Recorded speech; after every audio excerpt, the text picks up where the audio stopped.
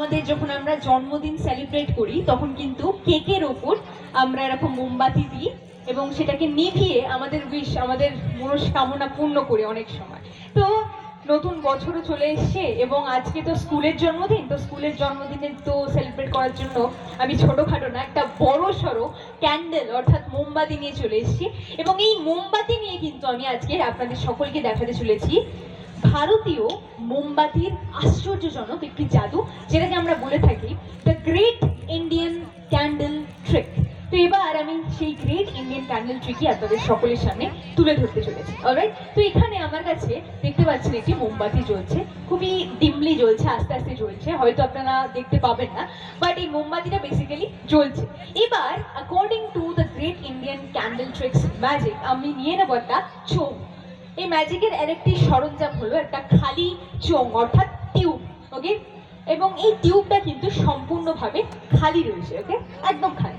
এবার আমি যেটা করব, এই ক্যান্ডেলটাকে, জ্বলন্ত মোমবাতিটাকে এই ক্যাপটা দিয়ে অর্থাৎ এই টিউবটাকে দিয়ে সম্পূর্ণভাবে চাপা দিয়ে দেবো, অর্থাৎ এনক্লোজ করে দেবো, ঠিক এইভাবে। অলরাইট,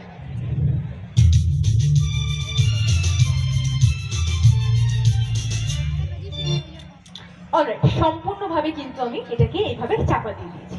এবার ভারতীয় মোমবাতির জাদু অনুযায়ী এই মোমবাতিটা কিন্তু অন্য কিছুতে ট্রান্সফর্ম হয়ে যেতে পারে বা রূপান্তরিত হয়ে যেতে পারে ম্যাজিকের সাহায্যে, কিন্তু কিসে হবে সেটা আমরা কেউ জানি না। সো লেটস সি যদি এই মোমবাতিটাকে আমরা অন্য কিছুতে নিয়ে যেতে পারি, অন্য কিছুতে ট্রান্সফর্ম, কনভার্ট, রূপান্তরিত করতে পারি, কিসে করতে পারবো। ওকে, তার জন্য একটুখানি আমাদের দিয়ে দিতে হবে ম্যাজিক্যাল পাস, ঠিক এরকম ভাবে। ওকে, একটুখানি ম্যাজিক্যাল পাস কিন্তু আমি এখানে দিয়ে দিয়েছি।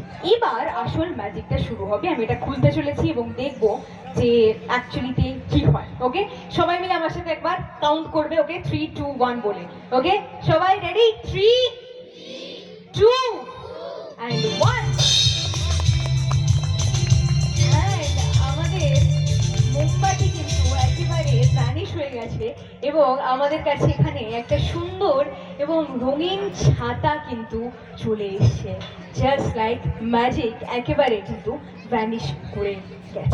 And this was the great Indian candle trick.